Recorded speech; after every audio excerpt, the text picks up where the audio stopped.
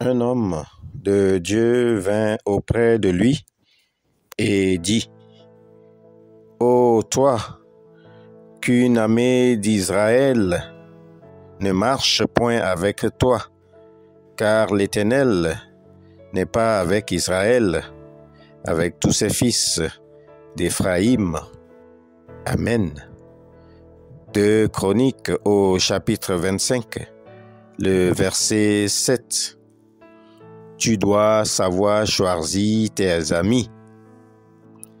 Amazia, roi de Juda, 8e de son rang, lève une puissante armée de 300 000 hommes d'élite. Il engagea également 100 000 mercenaires du royaume d'Israël pour préparer une bataille contre les fils de Séhir. Dieu envoya un prophète, un inconnu, parler au cœur du roi. Il appartient à Amazia de comprendre ce rappel à l'ordre, de l'envoyer de Dieu sur son compagnonnage avec Israël, car Dieu n'est pas avec ce dernier. Le roi applique le conseil divin et sortit victorieux de cette bataille, même si plus tard les mercenaires qu'il avait renvoyés se vengeront de façon lâche.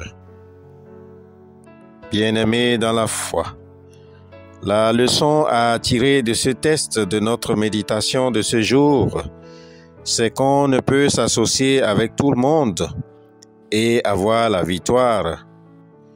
Israël était sous le coup de la malédiction et c'était une erreur pour Juda de faire équipe avec ce dernier.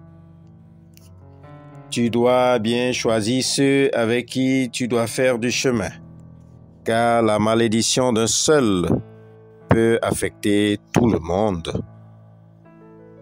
Ma sœur, mon frère en Christ, sachons marcher comme des enfants de lumière quand nous tissons des relations. Il faut du discernement, car certaines relations peuvent causer notre chute. Dieu n'apprécie jamais les mélanges. Il veut toute la clarté chez ses enfants. Nous sommes donc interpellés ce matin à n'avoir rien en commun avec les œuvres infructueuses des ténèbres. Savoir choisir sa compagnie, c'est aussi opter pour un idéal de vie, une vie d'élévation, une vie de consécration et de crainte de l'Éternel. Prions donc que Dieu nous accorde l'esprit de discernement et que lui-même mette sur nos chemins des femmes et des hommes qui ont la crainte de Dieu.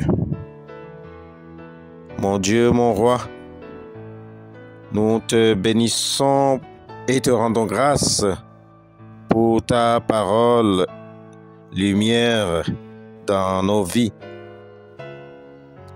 Nous te prions de susciter dans nos vies les personnes avec qui nous partagerons ta parole, une vie de charité, dans l'obéissance et dans la sanctification.